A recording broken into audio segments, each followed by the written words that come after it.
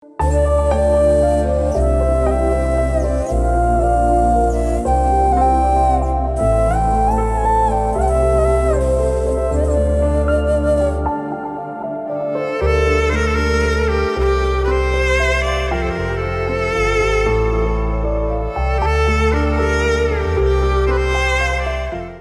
వందనాలండి.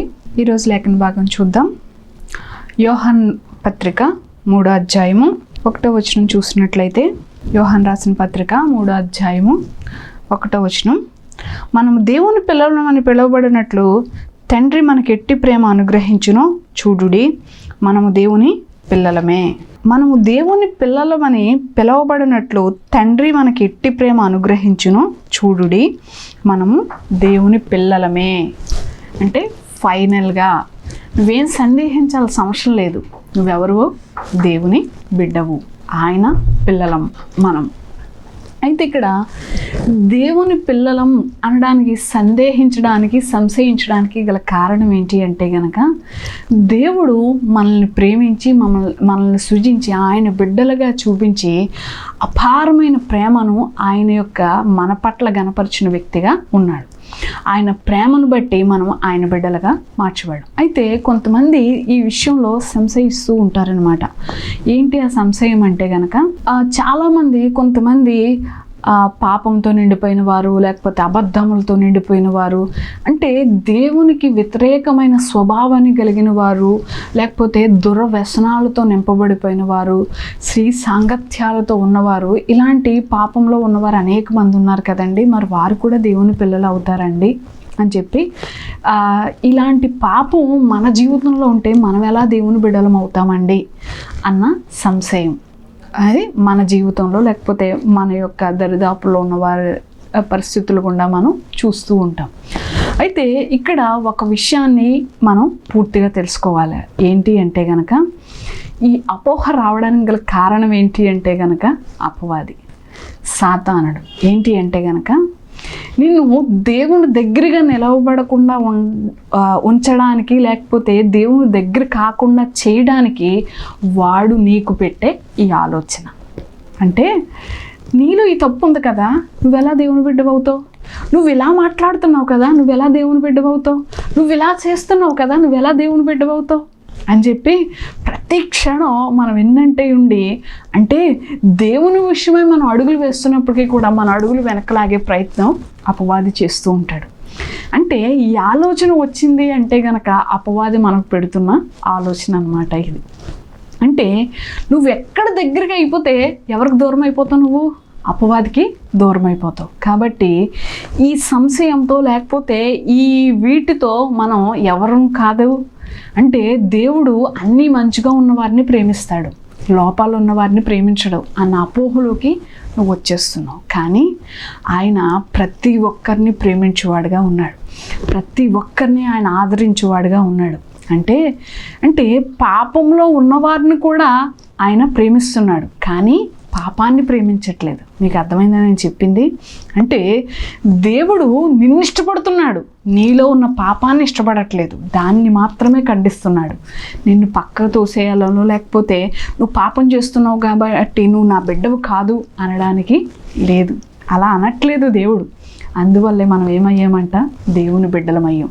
మరి వీటి నుండి మనం విడిపింపబడాలి అంటే కనుక, నువ్వు ఆయన బిడ్డవు అయ్యావంటే ఆయన పోలిక చొప్పున, ఆయన స్వారూప్యం చొప్పున నువ్వు నడవగలగాలి. అంటే ఆయన పోలికలో నువ్వు మార్చబడినప్పుడు నువ్వు ఆయన బిడ్డవవుతావు. అంటే నీ పాప జీవితాన్ని, రోత జీవితాన్ని విడిచిపెట్టి ఆయన ప్రేమించే విధంగా నువ్వు ఉండగలగాలి. అంటే నువ్వు ఆయన బిడ్డవైనప్పుడు ఆయన పోలిక నీలో కనిపించగలగాలి. అవునా? వాటిని విడిచిపెట్టే స్వభావాన్ని నువ్వు కలిగి ఉండాలి. నిజమే, నువ్వు వాటిని నీలో ఉన్నాయని వాటిని గ్రహించగలిగినప్పుడు వాటిని విడిచిపెట్టే గ్రహింపులోకి నువ్వు రాలేకపోతున్నావా? లేకపోతే వాటిని విడిచిపెట్టలేకపోతున్నావా అంటే గనక, అవి విడిచిపెట్టాలంటే నీకు ఎవరి సహాయం కావాలి? నీ వల్ల అవ్వదు. నువ్వు ఎప్పుడైతే దేవుని మీద ఆధారపడతావో, ఆయన సహాయం నువ్వు ఎప్పుడైతే పొందుకోగలుగుతావో, వాటి నుండి నువ్వు విడిపించబడతావు. అవును, ఈ సమయంలో చాలామంది లోక సంబంధమైన వాటితో బంధింపబడిన వారుగా వారు ఉన్నారు. నిజమే, కొన్నిసార్లు అనుకుంటారు, ఒక వ్యసనపరుడు ఉన్నాడు. వ్యసనపరుడు అనుకుంటాడంట, ఈరోజు నేను కష్టపడుతున్నాను, ఈ కష్టపడిన కష్టార్జితం అంతా నేను సాయంత్రం మా ఇంటికి తీసుకెళ్ళి నా భార్య చేతిలోనే పెట్టాలి. పాపం నిన్న కష్టపడ్డాను, అది మొత్తం నేను నా వ్యసనాలకు నేను ఉపయోగించేసుకున్నాను, నా భార్య నా బిడ్డలు పస్తులతో పడుకున్నారు. కానీ ఈరోజు అలా కాదు, నేను సాయంత్రం నాకు జీతం రాగానే అది పట్టుకెళ్ళి నా భార్య చేతిలో పెడతాను అని అనుకునే ఉదయం మొదలుపెట్టి పనికి వెళ్తాడు. కానీ పని పూర్తయ్యే టైంకి, డబ్బులు చేతిలో పడే టైంకి ఆలోచన ఏమైపోతుంది? మారిపోతుంది. కానీ ఉదయం ఉన్న ఆలోచన చేతిలోకి డబ్బులు వచ్చిన తర్వాత ఉందా? మారిపోయింది. మరలా ఏదైతే చేయకూడదు అనుకుంటున్నాడో అదే చేస్తాడో, ఇంటికి మళ్ళా అదే ఒట్టి చేతులతో వెళతారు. మళ్ళీ ఉదయం లేకగానే మళ్ళీ. కానీ ఇది మన జీవితంలో, అంటే మీకు ఉదాహరణకి ఇది చెప్పాను, కానీ మన యొక్క ప్రవర్తన కూడా ఈ విధంగానే ఉంటుంది. అంటే మనల్ని మనం మార్చుకోవాలి. ఇది గ్రహించలో, ఇది మన జీవితంలో ఉంది, ఇది దేవునికి హేకరం అన్నది గ్రహింపులోకి మనం వచ్చినప్పుడు దాన్ని విడిచిపెట్టే స్వభావాన్ని కూడా మనం కలిగి ఉండాలి. ఆ విడిచిపెట్టే స్వభావం నీలోకి రావాలి అంటే కనుక దేవుని పోలిక చొప్పున నువ్వు మార్చబడాలి. అంటే దేవుని పోలిక నీలోకి ఎప్పుడైతే వస్తుందో నువ్వు వీటన్నిటినీ కూడా విడిచిపెట్టగలుగుతావు. అంటే నీలో ఉన్న ప్రతి పాపం విడిపించబడాలి అంటే ఆయన రక్తం ద్వారానే అది సాధ్యమవుతుంది. యేసు రక్తం ప్రతి పాపము నుండి మనల్ని విడిపిస్తుంది అని దేవుని వాక్యం మనతో మాట్లాడుతుంది. మరి ఆయన రక్తంలో నువ్వు కడగబడితే నీ పాపం నుండి నువ్వు విడిపించబడతావు. మరి నీ పాపమును విడిచిపెట్టాలని గ్రహింపులో నువ్వు ఉన్నావా? విడిచిపెట్టాలని ఆశ నువ్వు కలిగి ఉన్నావా? అంటే నువ్వు దేవునిపైన ఆధారపడాలి. ఇంకా ఎక్కువగా దేవునిపైన ఆధారాలి. నీ యొక్క వ్యసనాలను నువ్వు జయించగలగాలి అంటే దేవునిపై ముఖ్యంగా ఆధారపడగలగాలి. ఎప్పుడైతే నువ్వు దేవునిపై ఆధారపడతావో అప్పుడు నువ్వు ఆయన స్వరూపంలోకి, ఆయన పోలిక చొప్పున నువ్వు మార్చబడతావు. నిజమే, మనం దేవుని పిల్లలం. నీలో ఉన్న పాప జీవితాన్ని నిన్నిష్టపడుతున్నాడు, కానీ నీలో ఉన్న పాపాన్ని ఆయన ఇష్టపడట్లేదు. మరి ఆ పాపాన్ని విడిచిపెట్టి నువ్వు దేవుని బిడ్డగా మార్చబడితే దేవుని బిడ్డలు ఏ విధంగా ఉంటారో తెలుసా అండి? చూపిస్తాను, చూడండి. యెషయా గ్రంథము 40వ అధ్యాయము 30వ వచనం చూసుకున్నట్లయితే 31, యెహోవా కొరకు ఎదురు చూచు వారు నూతన బలము పొందుదురు, వారు పక్షిరాజు వలె రెక్కలు చాపి పైకి ఎగురుదురు, అలయక పరిగెత్తుదురు, సొమ్మసిల్లక నడిచిపోవుదురు. యెహోవా కొరకు ఎదురు చూచువారంట ఎలా ఉంటారంట? చూడండి, యెహోవా కొరకు ఎదురు చూచువారు నూతన బలము పొందుదురు. వీళ్ళు ఏం చేస్తారంట?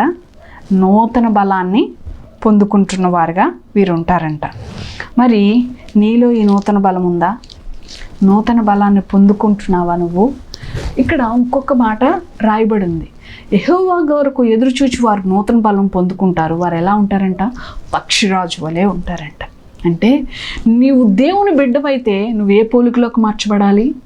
నీలో ఏ లక్షణం కనబడాలి అంటే నువ్వు పక్షిరాజుగా మార్చబడక్కర్లేదు, కానీ పక్షిరాజులోని పట్టుదల నువ్వు కలిగి ఉండాలి. అంటే పక్షిరాజుకి దీనికి సంబంధం ఏంటండి అంటే కనుక, పక్షిరాజు అనేది ఎవరిని అంటారు? గ్రద్దని, అవునా? పక్షులన్నిటిలో కూడానంట రాజు, అవునా? పక్షిరాజు. అయితే ఈ గ్రద్ద యొక్క స్వభావం ఏమిటి అంటే కనుక అది ఒంటరిగా జీవిస్తుంది. ఎక్కడ జీవిస్తుంది? చిన్న చిన్న చెట్ల మీదో, చిన్న చిన్న పొదల్లోనో కాదు. ఎక్కడ జీవిస్తుంది? ఎత్తైన కొండల మీద, పర్వతాల మీద. తన గూడు కూడా మనుషుడు కనిపించలేని అంత ఎత్తైన స్థలములో అది పెట్టుకుంటుందంట, అవునా? ఎత్తైన స్థలంలో శిఖరాల మీద అది నివసించడానికి, శిఖరాల మీద నిలిచి ఉండడానికి అది ప్రయత్నం చేస్తుంది. ప్రయత్నం చేయడం కాదు, అక్కడే ఉంటుంది అది. అలాగే అక్కడి నుంచి తన ఎర్రను వెతుకుతుంది. అంటే తన చూపు ఎంత దీక్షతో ఉందో మనకి అర్థమవుతుంది. అలాగే ఇంకొక విషయం ఏంటంటే, తుఫాన్ వచ్చిందంటే ఏ పక్షి అయినా సరే వణికిపోతుంది. ఎందుకని? ఆ తుఫాన్ని ఎదుర్కొనే సామర్థ్యం ఏ పక్షిలోనూ కనిపించదు. కానీ తుఫాన్ సహితం ఆస్వాదించే గుణాన్ని పక్షిరాజు మాత్రమే కలిగి ఉంటుంది. ఎందుకంటే వేటికి భయపడదు, ధైర్యం కలిగి నిలబడుతుంది. ఎన్ని వచ్చి కొడుతున్నా సరే నేను ఇలాగే నిలబడతాను, నన్ను కదల్చలేదు అన్న ధీమాను కలిగి ఉంటుంది. ఈరోజు పక్షిరాజు గురించి మనం నేర్చుకోగలగాలి అంటే కనుక ఆ లక్షణాలని, ఆ స్వభావాన్ని మనం కూడా కలిగి ఉండాలి. అవును, ఈ తుఫాన్లు తాకిడికి మిగతా పక్షులన్నీ అల్లకొల్లాలం అయిపోతే అది మాత్రం దాని గూట్లో లేకపోతే ఆ శిఖరం మీద స్ట్రాంగ్గా నిలబడి ఉంటుంది, ఆస్వాదిస్తుందంట. ఆ తుఫాన్లు ఏం చేస్తుందంట? ఆస్వాదిస్తుందంట. చూశాను, గతంలో ఒకటి వచ్చింది, ఇప్పుడు ఒకటి వచ్చింది అని వేగు చూస్తున్న వ్యక్తిలా అది చూస్తుందంట. అలాగే ఇంకొక విషయం ఏంటంటే కనుక ఈ పక్షిరాజులో ఉన్న స్వభావం ఏంటి అంటే కనుక కొంతకాలానికి అది దాని వెయిట్ను మించి ఎగరలేని స్థితిలో ఓవర్ వెయిట్లోకి వచ్చేస్తుంది, అంటే బరువు పెరిగిపోతూ ఉంటుంది. అయితే అలాంటి టైంలో ఎగరలేని పరిస్థితి, అప్పుడు తను తాను మరలా నూతన పరుచుకుంటుంది. ఎలా అంటే కనుక కొంచెం శ్రమకి అది లోనవుతుంది. తన శరీరం బరువు ఎక్కువైపోయినప్పుడు పస్తుంటుంది. ఎక్కడి వరకు? దాని వెయిట్ దాన్ని ఎరగడానికి దాని యొక్క సామర్థ్యంలోకి వచ్చేంత వరకు కూడా ఏమీ ముట్టకుండా పస్తుంటుంది, వెయిట్ లాస్లోకి వస్తుంది. అలాగే తన ముక్కు దాని వయసు పెరిగే కొలదంట వేటాడడానికి అనువుగా ఉండదంట. అటు ఇటు మందం ఎక్కువైపోయి, అంటే దళసరితనం ఎక్కువైపోయి అది వేటాడడానికి వీలు లేకుండా అయిపోయిన పరిస్థితులు ఉంటుంది. కానీ దాన్ని మరలా ఏం చేస్తుందంట? ఆ రాయికెట్టి ఈ రాయికెట్టి కొట్టి దాన్ని షార్ప్ చేసి మరలా వేటాడడానికి అనుగుణంగా దాన్ని మారుస్తుందంట. అలాగే తన రెక్కలో ఉన్న ఈకలన్నీ పీకేసి తానే పీక్కుంటుంది. పీకినప్పుడు దానికి చాలా బాధ వస్తుందంట. కానీ ఆ బాధకి భయపడి కనుక అది ఆపేస్తే ఏమైపోతుంది? చనిపోతుంది. కానీ ఆ శ్రమను సహితం లెక్క చేయకుండా తాను నూతన పరుచుకోవడంతో మరలా వేటాడడానికి తన బాడీ పర్ఫెక్ట్ ఆల్రైట్గా తయారు చేసుకుంటుంది. అంటే ఇక్కడ ఏంటి అంటే కనుక ఒకవేళ తాను మార్చుకోపోతే చనిపోతుంది. కానీ తను ప్రతి స్థితిలో తాను మెరుగుపరుచుకుని మరలా నూతన జీవితంతో, నూతన జీవంతో, లేకపోతే నూతన పరిస్థితుల గుండా అనుగుణంగా వెళ్ళి మరలా తన ప్రయాణం మరలా మొదలు పెడుతూ ఉంటుంది. కాబట్టి ఈ పక్షిరాజు మనకెందుకు పోల్చి చెప్పాడు అంటే దేవుడు, ఈ పక్షిరాజులో ఉన్న పట్టుదల ఈరోజు మనం కూడా కలిగి ఉండాలి. పక్షిరాజులో ఉన్న పట్టుదల ఏంటి అంటే కనుక చూడండి, మిగతా పక్షులు భయపడుతున్నాయి, కానీ తుఫాన్లు ఆస్వాదించే గుణాన్ని కలిగి ఉండగా పక్షిరాజు ఉంది. అంటే ఈ లోకంలో మనం కూడా క్రైస్తవునిగా, దేవుని నమ్మిన విశ్వాసగా, దేవుని బిడ్డగా నువ్వు ముందుకు వెళుతున్నావంటే ఏ శ్రమ లేకుండా సాఫీగా నీ జీవితం ఎదరికెళ్ళిపోతుందా?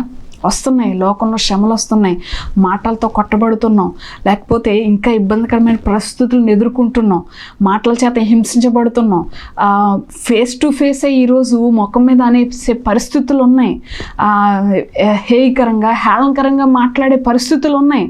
కానీ వీటన్నిటినీ ఆస్వాదించాలి. ఎవరిని బట్టి? దేవుని బట్టి. దేవుని ప్రేమను కలిగిన వారిగా మనం ఉంటే వీటిని ఆస్వాదిస్తాం. ఒకవేళ వాళ్ళు అంటున్నారు కదా అని మనం అన్నాం అనుకోండి, అక్కడ ఏమవుతుంది? దేవుని ప్రేమను చూపేవారుగా ఉంటామా? లేదు. కాబట్టి దేవుని నిమిత్తం ఎదురవుతున్న శ్రమని నువ్వు మహాభాగ్యంగా ఎంచు.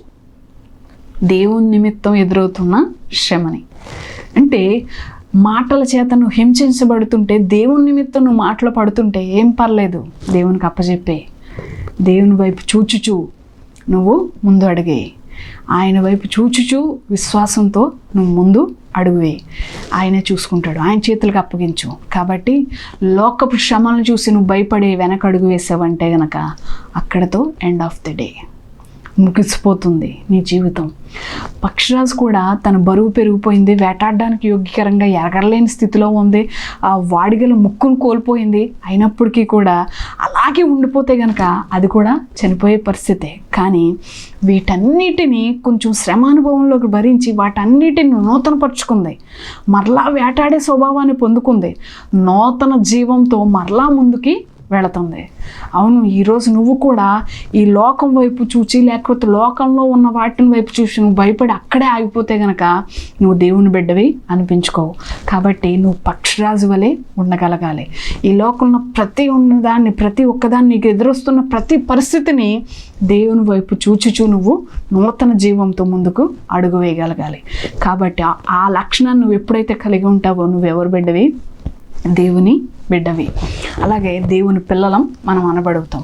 అలాగే చూడండి 31 యెహోవా కొరకు ఎదురుచూచి వారు నూతన బలం పొందురు, వారు పక్షిరాజు వలె రెక్కలు చాపి పైకి ఎగుదురు, అలయక పరిగెత్తుదురు, సొమ్మసిల్లక నడిచిపోవుదురు.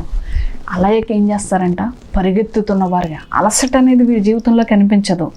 నూతన బలంతో నూతన జీవంతో ఉన్నారు. ఎందుని బట్టి? దేవుని పోలిక చొప్పున దేవుని బిడ్డలుగా నువ్వు మార్చబడ్డావు అంటే గనక, ఆయన స్వరూపంలోకి నువ్వు మార్చబడ్డావంటే నూతన జీవంతో నువ్వు నింపబడుతున్నావు, నూతన బలంతో నువ్వు నింపబడుతున్నావు. పక్షిరాజు ఎలాంటి బలాన్ని అయితే పొందుకుందో ఈరోజు నువ్వు కూడా అలాంటి బలాన్ని పొందుకుని, ఎవరి దగ్గర నుంచి? దేవుని యొద్ద నుంచి అలాంటి బలాన్ని పొందుకుని దేవునిలో ముందుకు సాగాలి, దేవునిలో పరిగెత్తగలగాలి, దేవునిలో సొమ్మసిల్లక నడిగే పరిస్థితులు గుండా మనం అడుగులు వేయగలగాలి. అప్పుడు మాత్రమే మనం దేవుని బిడ్డలమనే లక్షణాన్ని నువ్వు కలిగి ఉంటావు. అందువల్లే సాదృశ్యంగా చెప్పాడు, పక్షిరాజును నువ్వు ముందు పెట్టుకో. పక్షిరాజు పోలికను పట్టినాడు. పక్షిరాజులాగా నిన్ను నువ్వు మెరుగుపరుచుకో. కొన్నిసార్లు నడవలేని పరిస్థితులు ఉన్నాయేమో, అధిగమించలేని శ్రమలు నీ జీవితంలో కనిపిస్తున్నాయేమో, వాటిని చూసి భయపడాల్సిన అవసరం లేదు. నూతన బలంతో దేవుని వైపు చూచుచూ ఎగడానికి నిన్ను నువ్వు సిద్ధపరచుకో.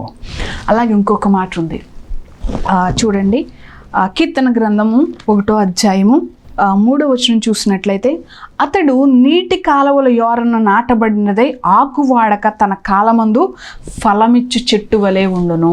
ఇంకొక లక్షణం అనమాట. ఏంటి లక్షణం? నువ్వు దేవుని బిడ్డవైతే నీలో ఈ లక్షణాన్ని కూడా నువ్వు కలిగి ఉండాలి. ఏంటి అంట?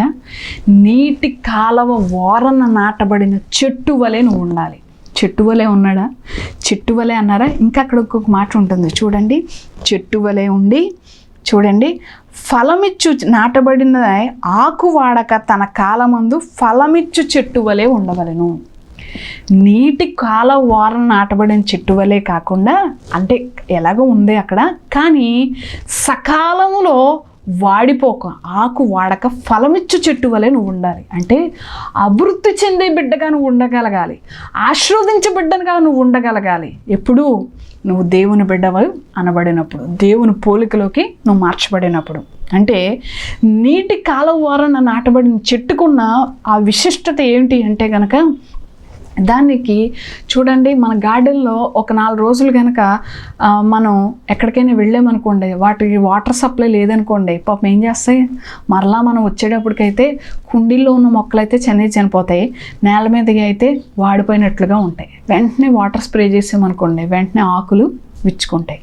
అంటే నీటి కాలువన నాటబడిన చెట్టుకి ఆ వాటర్ సప్లై ఎల్లప్పుడూ నిరంతరము జరుగుతూనే ఉంటుంది. అది శక్తిని పొందుకునే ఉంటుంది. కాబట్టి ఆకు వాడక తన కాలమందు ఫలమిచ్చు చెట్టు వలె అది ఉంటుందంట. అంటే నువ్వు ఫలించే విధంగా ఉండగలగాలి. ఎక్కడ ఫలించాలి? దేవుని సన్నిధిలో నువ్వు ఫలించే విధంగా ఉండగలగాలి. దేవునికి ఆశీర్వాదం పొందుకున్న వ్యక్తిగా ఉండాలి. ఇతరులకు ఆశీర్వాదకరంగా ఉండాలి. ఇతరులకు ఆదరణకర్తగా నువ్వు ఉండగలగాలి. ఎందుకని? నువ్వు దేవుని సన్నిధిలో నాటబడిన చెట్టు. ఇక్కడ నీటి కాలువ ఏంటి అంటే దేవుని సన్నిధి, దేవుని సముఖం. కాబట్టి అక్కడ నువ్వు నాటబడితే నీలో ఆశీర్వాదం, అభివృద్ధి ఎవరికి కనిపించాలి? దేవునికి కనిపించాలి. ఇతరులకు సాక్షాత్కరంగా నీ సాక్ష్యము కనిపించగలగాలి. అవునా? కాబట్టి నీటి కాలువ వారబడిన నాటబడిన చెట్టు వలె తన కాలం మందు ఫలమిచ్చు చెట్టు వలె నువ్వు ఉండగలగాలి. ఇక్కడ ఫలమిచ్చు చెట్టు వలె ఉండమన్నాను. మరి బైబిల్ గ్రంథంలో ఇంకొక చెట్టు కూడా ఉంది. ఏంటి ఆ చెట్టు? మనందరికీ సుపరిచితమైన చెట్టే ఆ చెట్టు కూడా, అంజూరపు చెట్టు. యజమానుడు వచ్చంట అంజూరపు చెట్టు వైపు తేరి చూస్తున్నాడంట. దేని కొరకు? ఫలము కొరకు. మరి ఆ యజమానుడికి ఆ రోజు ఫలం కనిపించింది ఆ చెట్టులోంచి? కనిపించలా. 3 సంవత్సరాల క్రితం ఎలా పెట్టాడో, ఎలా ఉందో, ఎదుగుతమైతే ఎదిగింది, ఆకులన్నీ ఫుల్గా ఉన్నాయి, కొమ్మలుగా విస్తారంగా ఉంది, కానీ దాని దగ్గర ఏం లేదంట, ఫలం లేదంట.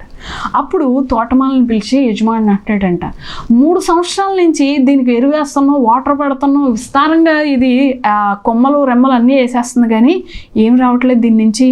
నేను ఫలం ఆశిస్తున్నాను, ఆ ఫలం ఇందులో కనిపించట్లేదు. ఇంకెందుకు ఈ చెట్టుని కొట్టేసి అగ్నిలో వేసేయి అంటున్నాడు. అప్పుడు తోటమాల అంటున్నాడు, 3 సంవత్సరాలు వెయిట్ చేసాం కదా, ఇంకొక సంవత్సరం వెయిట్ చేయి, నేను ఇంకా దీనికి బలాన్ని చేకూరుస్తాను, దీనికి ఇంకా నేను వాటర్ ఎక్కువ పెడతాను, ఈసారైనా ఫలం వస్తుంది. ఒకవేళ ఫలం ఈసారి కూడా రాకపోతే అప్పుడు నేనే దీన్ని కొట్టి అగ్నిలో వేసేస్తాను. అంటే నువ్వు ఫలించేదిగా ఉండకపోతే గనక నీ వల్ల ఏ ఉపయోగం లేదు. ఎవరికి? నీ కుటుంబస్తులకి ఉపయోగం ఉండదు, నీ సమాజానికి ఉపయోగం ఉండదు, దేవునికి అంతకంటే ఉపయోగం లేదు. నువ్వు ఎక్కడ వేసిన గొంగల్లో అక్కడ ఉండడం దేవునికి ఇష్టం కాదు. నువ్వు ఫలించేడు కొమ్మగా ఉండాలి. నువ్వు ఫలభరితమైన బిడ్డగా నువ్వు ఉండగలగాలి. దేవుడు నీ నుంచి ఆశించేది ఏంటంట? ఫలం. కాబట్టి ఫలభరితమైన జీవితాన్ని నువ్వు కలిగి ఉండాలి. ఎప్పుడు ఫలభరితమైన జీవితాన్ని నువ్వు కలిగి ఉంటావంటే, నువ్వు దేవుని సన్నిధిలో నాటబడినప్పుడు మాత్రమే ఆకువాడక తన కాలమందు ఫలమిచ్చే చెట్టు వలె నువ్వు ఉండబడతావు. కాబట్టి నువ్వు ఎక్కడ నాటబడాలి? దేవుని సన్నిధిలో, దేవుని సముఖంలో నాటబడిన చెట్టుగా నువ్వు ఉండగలగాలి. ఫలభరితమైన ఆశీర్వాదాన్ని పొందిన వ్యక్తిగా నువ్వు ఉండగలగాలి. అలాగే మరొక వ్యక్తి ఉన్నారు. ఈయన ఎవరు అంటే కనుక మనందరికీ కొత్త నిబంధన గ్రంథంలో ఉంటారు, సుపరిచితమే, తప్పిపోయిన కుమారుడు. అయితే తండ్రి యొద్ద నుండి తనకు కావలసిందంతా తీసుకున్నాడు, రావాల్సిందంతా తీసుకున్నాడు. తీసుకుని ఏం చేశాడంట? పట్నం ప్రయాణమై వెళ్ళాడంట. మరి పట్నం ప్రయాణమై వెళ్ళి ఆశీర్వదించబడ్డా? ఎక్కువ ఉన్నదానికంటే ఇంకొక 2 సంపాదించగలిగాడా? లేదు. సర్వాన్ని కోల్పోయిన వ్యక్తిగా ఉన్నాడు. ఎక్కడి నుంచి ఎక్కడికి దిగజారిపోయాడు అంటే కనుక, ఇతని దగ్గర డబ్బులు ఉన్నంతసేపు కూడా తన స్నేహితులు అందరూ కూడా ఈయన కలుపుకున్న వ్యక్తిగా ఉన్నారు. డబ్బులు అయిపోయినాయి, వ్యసనాలతో ఉన్నదంతా పోగొట్టేసుకున్నాడు. ఆఖరికి ఒక్క పూట ఆహారం నిమిత్తం ఎక్కడ జాయిన్ అయ్యాడంట? పందులు మేపే అక్కడ జాయిన్ అయిన పరిస్థితి వచ్చింది. అయితే అక్కడ పందులు మేస్తున్న పొట్టును తినడానికి కూడా ప్రయత్నం చేశాడంట. చేస్తే తినలేక పరిస్థితి వచ్చేసింది. ఎంతో దౌర్భాగ్యమో చూడండి. ఎక్కడి నుంచి? తన తండ్రి ఇంట్లో ఉన్నప్పుడు తనకి ఏ కొదువ లేదు. తన తండ్రిలో ఉన్నప్పుడు తనే ఒక 10 మందికి ఆహారం పెట్టినట్టుగా ఉన్నాడు. ఆ 10 మందిమైన యజమానితనంగా ఉన్నాడు.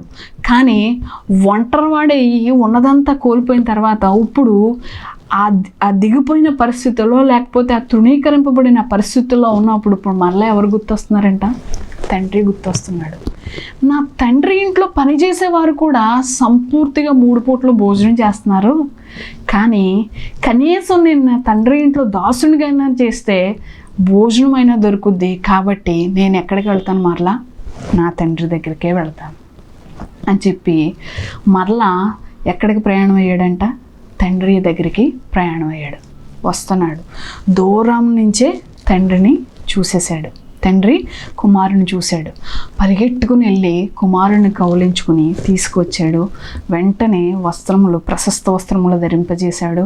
ఒక ఉంగరం పెట్టాడు. అక్కడ ఉన్న పనివారం అందరినీ తీసుకొచ్చి విందు చేయడానికి ప్రయత్నం చేసాడు. విందుకి కూడా అన్నీ రెడీ చేశాడు. అంటే ఇక్కడ ఈరోజు నువ్వెలా ఉన్నావు అంటే కనుక, తప్పిపోయిన కుమారుడుగా ఉన్నావా, లేకపోతే తిరిగి వచ్చిన కుమారుడుగా ఉన్నావా? నువ్వు దేవుని బిడ్డవైతే తిరిగి వచ్చిన కుమారుడుగా ఉండాలి. ఎందుకని అంటే కనుక, ఇక్కడ నీలో ఎప్పుడైతే వాక్యం చేత నువ్వు కట్టబడుతున్నావో మాదిరికరమైన జీవితాన్ని నువ్వు కలిగి ఉండాలి. అంటే నీ పాత జీవితాన్ని, రోత జీవితాన్ని విడిచిపెట్టే, అది హేయకరమైనది, నీకు దానివల్ల ఎటువంటి ఉపయోగం లేదు అని తెలిసినప్పుడు ఇంకా నువ్వు దాన్ని పట్టుకుని నువ్వు వెలవడుతున్నావు అంటే కనుక, ఇంకా నువ్వు దాన్ని విడిచిపెట్టకుండా దాన్ని కొనసాగించడానికి ప్రయత్నం చేస్తున్నావు అంటే కనుక నువ్వు తప్పిపోయిన కుమారుడిగానే ఉన్నావు. కాదు, తిరిగి వచ్చిన కుమారుడిగా నువ్వు మార్చబడాలి. ఎందుకంటే మాదిరికరమైన జీవితాన్ని నువ్వు కలిగి ఉండాలి. అది దేవునికి ఇష్టమైనది. నీ జీవితంలో దేవునికి హేయకరమైన ప్రతి దాన్ని విడిచిపెట్టి నిన్ను నువ్వు నూతనపరుచుకుని దేవుని యందు ఎదురు చూచువారంటే ఏం చేస్తారంట? నూతన బలాన్ని కలిగి ఉన్నవారుగా ఉన్నారంట. అంటే తప్పిపోయిన కుమారులు తిరిగి రావడానికి గల కారణం ఏంటి అంటే కనుక, తను తప్పు తెలుసుకుని పాత జీవితాన్ని విడిచిపెట్టడానికి తాను మార్చుకున్నాడు. అవునా? ఈరోజు అతన్ని సాదృశ్యంగా పెట్టుకోవడానికి గల కారణం ఏంటంటే, నీ పాత రాత జీవితం వల్ల ఎటువంటి ఉపయోగం లేదు. దాన్ని విడిచిపెట్టాయి. మాదిరికరమైన నూతన జీవితంతో నువ్వు నింపబడాలంటే నువ్వు మరలా ఎవరింటికి రావాలి? తండ్రి ఇంట చేర్చబడాలి. అంటే దేవుని సన్నిధిలో, దేవుని సముఖంలో నువ్వు నిలపబడాలి. దేవుని వాక్యం చేత నిన్ను నీవు సరిదిద్దుకోవాలి. ఇలా ఎప్పుడైతే మన జీవితంలో మార్పు కొనసాగిస్తామో అప్పుడు మనం ఏమవుతామంట, దేవుని బిడ్డలం అవుతాం. అంటే నువ్వు దేవుని బిడ్డవి, దేవుని పిల్లలుగా మనం మార్చబడాలి అంటే గనక మనం ఏ లక్షణాలను కలిగి ఉండాలి? ఏ లక్షణాలను కలిగి ఉంటే మనం దేవుని బిడ్డలం అవుతాం? నీ పాప జీవితాన్ని విడిచిపెట్టేయాలి. నీ పాప జీవితంతో దేవుని సేవించేవారుగా కాదు. దేవుడు నిన్ను ప్రేమిస్తున్నాడు కానీ నీలో ఉన్న పాపాన్ని ఆయన ప్రేమించట్లేదు. కాబట్టి నీ పాపాన్ని విడిచిపెట్టి దేవుని సన్నిధిలో, దేవుని సముఖంలో నిలిచిన వ్యక్తిగా ఉండాలి. అంటే దేవుని సన్నిధిలో పక్షిరాజు వలె దేవునిలో నూతన బలాన్ని కలిగి నిన్ను నీవు, అంటే నీలో హేయకరమైన ప్రతి దాన్ని విడిచిపెట్టి దేవుని బిడ్డగా నువ్వు మార్చబడ్డానికి నిన్ను నువ్వు మెరుగుపరుచుకోగలగాలి. కాబట్టి పక్షిరాజు వలె నువ్వు మార్చబడాలి. అలాగే నీటి కాల ఓరబడిన చెట్టు వలె, అంటే ఆకు వాడక తన కాలమందు ఫలమిచ్చు చెట్టు వలె నువ్వు ఉండాలి. అంటే దేవుని సముఖంలో నాటబడిన చెట్టు వలె నువ్వు ఉన్నప్పుడు మాత్రమే నువ్వు దేవుని బిడ్డవవుతావు. కాబట్టి ఆ లక్షణాన్ని మనం కలిగి ఉండాలి. అలాగే మూడోదిగా, తప్పిపోయిన కుమారుడు తండ్రి ఇంట చేర్చబడ్డాడు. అంటే తన పాత రోత జీవితాన్ని విడిచిపెట్టి తను తాను మెరుగుపరచు నిమిత్తం వాక్యబద్ధంగా జీవించే విధంగా మాదిరికరమైన జీవితాన్ని నువ్వు కలిగి ఉన్నప్పుడు నువ్వు దేవుని ఇంటిలో, అంటే దేవుని సముఖంలో చేర్చబడిన బిడ్డగా మాదిరికరమైన జీవితాన్ని నువ్వు కలిగి ఉండాలి. ఈ లక్షణాలను మనం కలిగి ఉంటే, ఈ లక్షణాలతో దేవుని మనం సేవించగలిగితే మనం ఎవరి బిడ్డలం అవుతాం? దేవుని బిడ్డలం అవుతాం. దేవుడి మాటలు మన విడుకలో దీవించును గాక. ప్రార్థన చేసుకుందాం విన్న వాక్యాన్ని బట్టి. పరిశుద్ధుడైన దేవ, మహిమ కలిగిన దేవ, మహిమోన్నతుడా, నీకు వందనాలు, స్తుతులు, స్తోత్రాలు చెల్లిస్తున్నాము తండ్రి. ప్రభా, యేసయ్య, అవును తండ్రి, దేవుని బిడ్డలు దేవుని అనుగ్రహించిన ప్రేమను బట్టి వారు దేవుని బిడ్డలు అంటున్నావు తండ్రి. ప్రభా, యేసయ్య, అవును ప్రభా, మేము దేవుని బిడ్డలుగా మార్చబడాలని, దేవుని లక్షణాలని, దేవుని పోలిక చొప్పున తండ్రి. ప్రభా, యేసయ్య, మేము నీ సన్నిధిలో నిలిచి ఉండాలని, నీ సముఖంలో నిలిచి ఉండాలని మేము ఆశ కలిగి ఉన్నాము తండ్రి. కానీ తండ్రి ప్రభా, అపవాది తండ్రి ప్రభా, మాలో ఉన్న తండ్రి ప్రభా ఒక సంశయతను పెట్టిన వాడిగా ఉన్నాడు. పాపం నీలో ఉంటే నువ్వు దేవుని బిడ్డ ఎలా అవుతాను అన్న ప్రశ్న మాలో ఉందో తండ్రి ప్రభా. అవును తండ్రి ప్రభా, యేసయ్య, నువ్వు మమ్మల్ని తండ్రి ప్రభా ప్రేమించే వ్యక్తిగా ఉన్నావు తండ్రి.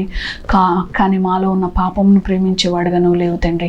మా పాపమును విడిచిపెట్టి తండ్రి దేవుని పోలిక చొప్పున, దేవుని స్వారూప్యం చొప్పున తండ్రి ప్రభా నీ బిడ్డగా ఉండే లక్షణాన్ని మేము కలిగి ఉండాలని చెప్పి తండ్రి నీ వాక్యం ద్వారా నువ్వు మాతో మాట్లాడావు తండ్రి ప్రభా.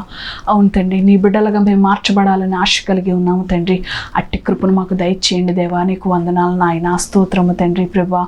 అవును తండ్రి, పక్షిరాజు వలె నువ్వు నూతన బలంతో దేవుని సన్నిధిలో యెహోవా కొరకు ఎదురు చూచు ఆ యొక్క స్థిరత్వాన్ని కలిగిన వ్యక్తిగా నువ్వు ఉండాలని నువ్వు నాతో మాట్లాడావు తండ్రి ప్రభా. యేసయ్య, అవును తండ్రి, అట్టి కృపను వింటున్న మాకు దయచేయమని అడుగుచున్నాము తండ్రి ప్రభా. అవును తండ్రి ప్రభా, లోకపు శ్రమలకి తండ్రి ప్రభా, లోక తుఫానులకి తండ్రి మేము భయపడేవారుగా కాక తండ్రి ప్రభా వాటిని ఆస్వాదిస్తూ నీ వైపు చూచి నడిచే అట్టి కృపను బట్టి భాగ్యం మాకు దయచేయండి తండ్రి ప్రభా. అలాగే నీటి కాల ఓరన్న నాటబడిన చెట్టు తండ్రి, తన కాలమందు ఫలమిచ్చు చెట్టు వలె ఆ చెట్టు ఉంటుంది తండ్రి. మేము కూడా ఫలభరితమైన ఆశీర్వాదాన్ని పొందుకునేవారుగా, నీ సన్నిధిలో నాటబడిన చెట్టు వలె మేము ఉండే తండ్రి, ఫలించేడి వారుగా తండ్రి ప్రభా, ఫలభరితమైన ఆశీర్వాదంతో మేము నింపబడేవారుగా అట్టి కృపను, అట్టి లక్షణాన్ని మాకు దయచేయమని అడుగుచున్నాము తండ్రి ప్రభా. యేసయ్య, చివరగా తండ్రి ప్రభా, తప్పిపోయిన కుమారుడు తిరిగి ఇంటికి వచ్చినప్పుడు ఆ కుమారుడు విందు చేస్తున్నాడు తండ్రి. ఇంట చేర్చబడిన ఆ కుమారుడు తండ్రి మాదిరికరమైన జీవితాన్ని జీవించాలని తండ్రి తను తాను మార్చుకొని తిరిగి మరలా వచ్చాడు తండ్రి ప్రభా. అవును తండ్రి, నీ వాక్యం చేత మేము తండ్రి ప్రభా మార్చబడాలి తండ్రి. నీ వాక్యం చేత మేము సరిదిద్దుపడాలి తండ్రి ప్రభా. అట్టి కృపను మాకు దయచేయమని అడుగుచున్నాము తండ్రి ప్రభా. విన్న వాక్యాన్ని విడిచిపెట్టేసేవారుగా కాక తండ్రి ప్రభా, వింటున్న వారిలో తండ్రి ప్రభా ఫలభరితమైన ఆశీర్వాదాన్ని పొందుకున్న వారుగా, నీ బిడ్డలుగా వారు మార్చబడడానికి నీ కృపను మాకు దయచేయమని యేసు నామమున అడుగుచున్నాం తండ్రి. ఆమేన్. అందరికీ వందనాలమ్మా.